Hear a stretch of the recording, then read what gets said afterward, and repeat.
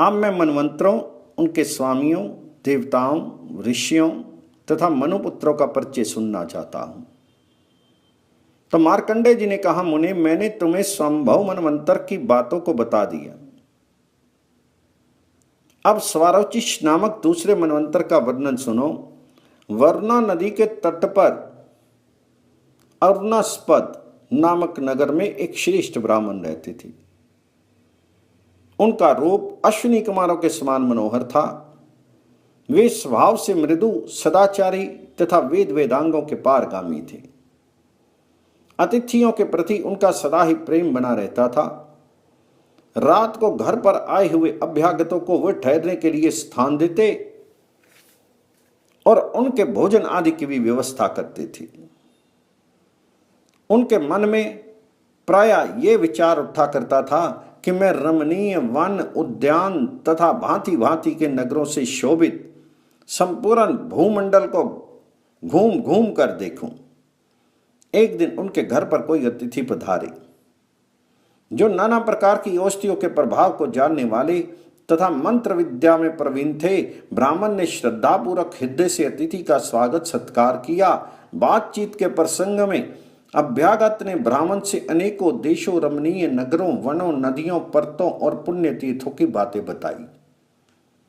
ये सब सुनकर ब्राह्मण को बड़ा विस्मय हुआ। वे बोले, विप्रवर, आपने अनेक देश देखने के कारण बहुत परिश्रम उठाया है, तो भी ना तो आप अत्यंत बूढ़े हुए हैं और ना जवानी ने ही आपका साथ छोड़ा। थोड़े ही समय में आप सारी पृथ्वी पर कैसे भ्रमण कर लेते हैं? तो आगंतुक ब्राह्मण ने कहा, ब्राह्मण, मंत्र और औषधियों के प्रभाव से मेरी गति कहीं भी नहीं रुकती है। मैं आधे दिन में 1000 योजन चलता हूं। आगंतुक ब्राह्मण बड़े विद्वान थे। अतः गृहस्थ ब्राह्मण को उनकी बातों पर पूर्ण विश्वास हो गया और वे बड़े आदर के साथ बोले, भगवान, मुझ पर कृपा कीजिए और अपने मंत्र का प्रभाव दिखाइए। इस पृथ्वी को देखने की मेरी बड़ी इच्छा है। ये सुनकर उदारचित्त आगंतुक ब्राह्मण ने उन्हें पैर में लगाने के लिए एक लेप दिया और वह जिस दिशा को जाना चाहते थे उसे अपने मंत्र से अभिमंत्रित कर दिया। वह लेप अपने पैरों में लगाकर ब्राह्मण देवता अनेकों झरनों से शोभित हिमालय पर्वत को देखने के लिए गए। उन्होंने सोचा था कि मैं आधे दिन में 1000 योजन दूर जाऊंगा और शेष आधे दिन में पुनः घर लौट आऊंगा। वे हिमालय के शिखर पर पहुंच गए, किंतु शरीर में अधिक थकावट नहीं हुई। उन्होंने वहां की पर्वतीय भूमि पर पैदल ही विचरना आरंभ किया।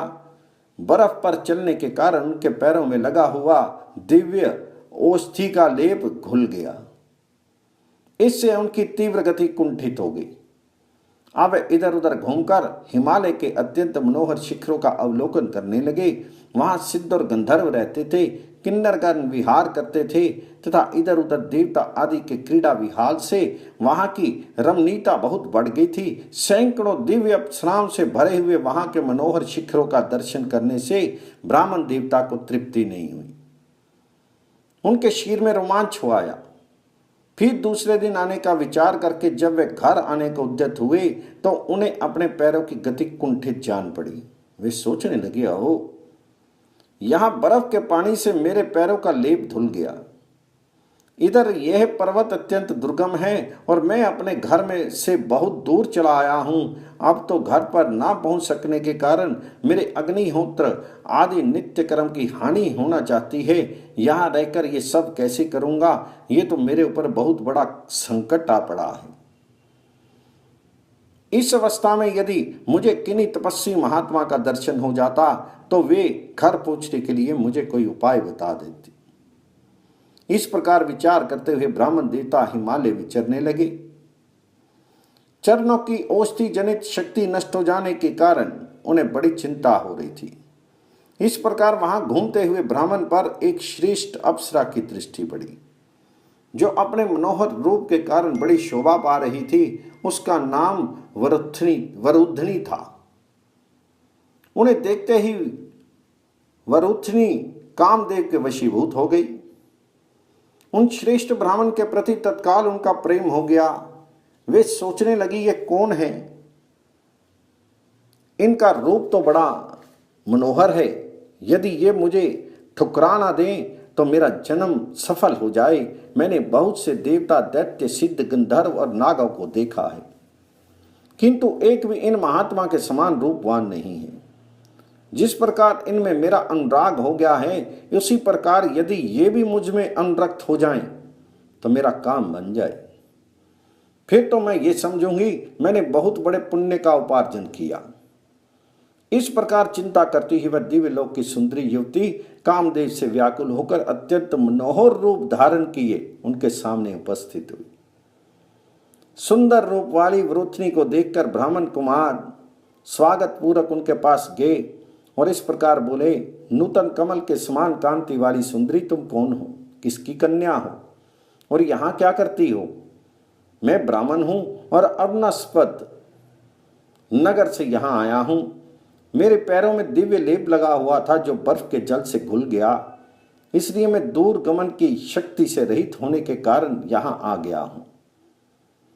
वरुथनी बोली, ब्राह्मण मैं अप्सरा हूं, मेरा नाम वरुथनी है। मैं इस रमणीय पर्वत पर ही सदा विचरण करती हूँ। आज आपके दर्शन से कामदेव के वशीभूत हो गई हूँ। बताइए मैं आपकी किस आज्ञा का पालन करूं?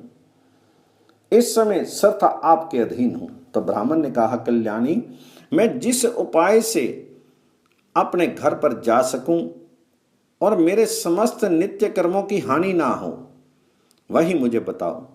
भद्रे, नित्य नैमित्तिक कर्मों का छूटना ब्राह्मण के लिए बहुत बड़ी हानि है, अतः इससे बचने के लिए तुम हिमालय से मेरा उद्धार करो।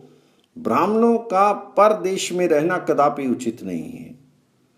देश देखने की उत्कंठा ने ही मुझसे यह अपराध कराया है। श्रेष्ठ ब्राह्मण अपने घर में मौजूद रहे तभी उसके समस्त कर्मों की सिद्धि होती है, और जो इस प्रकार प्रयास करता है उसके नित्य नैमित्तिक कर्मों की हानि ही होती है। अतः ये सस्विनी, अब अधिक कहने की आवश्यकता नहीं है। तुम मेरी चेष्टा करो, मेरे लिए ऐसी चेष्टा करो जिससे मैं सूर्यास्त के पहले ही अपने घर पहुंच जाऊं। वरुथनी बोली, महाभाग, ऐसा ना कहिए। ऐसा दिन कभी नहीं आवे जबकि आप मुझे छोड़कर अपने घर चले जाएं। ब्राह्मण कुमार, यहां से अधिक रमणीय स्वर्ग भी नहीं है, इसलिए हम लोग स्वर्ग लोग छोड़कर यही रहा करती हैं। आपने मेरे मन को हर लिया है, मैं कामदेव के वश में हूं। आपको सुंदर हार, वस्त्र, आभूषण, भक्ष्य भोज्य तथा अंगराग आदि सभी भोग सामग्री दूंगी। आप यहीं रहिए। यहाँ रहने से आपके शरीर में कभी बुढ़ापा नहीं आएगा, क्योंकि ये देवताओं की भूमि है, ये यौवन की पुष्टि करने वाली है। ये कहकर वह कमल नयनी अप्सरा बावली सी हो गई और मुझ पर कृपा कीजिए ऐसा मधुरवाणी में कहती हुई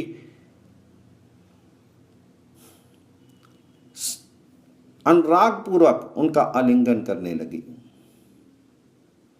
तब ब्राह्मण ने कहा, अरे यो मूढ़े, मेरे शरीर का स्पर्श ना कर। जो तेरे ही जैसा हो वैसे किसी अन्य पुरुष के पास चली जा। मैं तो किसी और भाव से प्रार्थना करता हूं और तू और ही भाव से मेरे पास आती है। ग्रहपत्य आदि तीनों अग्नियां ही मेरे आराध्य देव हैं। अग्निशाला ही मेरे लिए रमणीय स्थान है तथा कुशासन से शोभित वेदी ही मेरी प्रिया है। वरुथनी, यदि ब्राह्मण भोग के लिए चेष्टा करे तो उसकी ये चेष्टा अच्छी नहीं मानी जाती, परंतु यदि वह नित्य नैमित्तिक कर्मों के पालन के लिए चेष्टा करता है तो वह इस लोक में क्लेश युक्त जान पड़ने पर भी परलोक में उत्तम फल देने वाली होती है। वरुथनी बोली, राजन ब्राह्मण, मैं वेदना से मर रही हूं। मेरी रक्षा करने से आपको परलोक में पुण्य का ही फल मिलेगा और दूसरे जन्म में भी अनेक भोग प्राप्त होंगे। इस प्रकार मेरा मनोरथ पूर्ण करने से लोक परलोक दोनों ही सत्य हैं, दोनों ही आपको लाभ पहुंचाने में सहायक होते हैं। यदि आप मेरी प्रार्थना को ठुकरा देंगे तो मेरी मृत्यु होगी और आपको पाप लगेगा। ब्राह्मण ने कहा, वरुथनी, मेरे गुरुजनों ने उपदेश दिया है कि पराई स्त्री की अभिलाषा कदापि नहीं करें। अतः मैं तुझे नहीं चाहता, भले ही तू बिल खाया करे अथवा सूखकर दुबली हो जाए। मार्कंडे जी कहते हैं, ये कहकर उन महाभाग ब्राह्मण ने पवित्र होकर जल का आचमन किया और गृहपत्य अग्नि को प्रणाम करके मन ही मन कहा, भगवान अग्निदेव, आप इस सब कर्मों की सिद्धि के कारण हैं। आपसे ही आवाहनीय और दक्षिण अग्नि का प्रादुर्भाव हुआ है। आपको तृप्त करने से देवता वृष्टि करते हैं और अन्न आदि की वृद्धि में कारण बनते हैं। अन्न से ही संपूर्ण जगत का जीवन निर्वाह होता है और किसी से नहीं। इस प्रकार आपसे ही जगत की रक्षा होती है। इस सत्य के प्रभाव से मैं सूर्यास्त होने के पहले ही अपने घर पहुंच जाऊं। यदि कभी ठीक समय पर मैंने वैदिक कर्मों का परित्याग ना किया हो तो इस सत्य के प्रभाव से मैं आज घर पहुंचकर सूर्य डूबने से पहले ही सूर्य को देखूं। यदि कभी मेरे मन में प्राय धन तथा प्राय स्त्री की अभिलाषा ना हुई हो तो मेरा ये मनोरथ सिद्ध हो जाए। ब्राह्मण कुमार के ऐसा कहने पर उसके शरीर में गृहपत्य अग्नि में प्रवेश किया।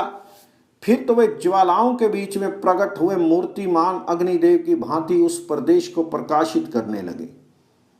उधर उन तेजस्वी ब्राह्मण के प्रति उनकी ओर देखती हुई दिव्यांगना का अनुराग और भी बढ़ गया। अग्निदेव के प्रवेश करने पर वे ब्राह्मण कुमार जैसे आए थे उसी प्रकार तुरंत वहां से चल दिए और एक ही क्षण में घर पहुंचकर उन्होंने शास्त्रोक्त विधि से सब कर्मों का अनुष्ठान पूरा किया।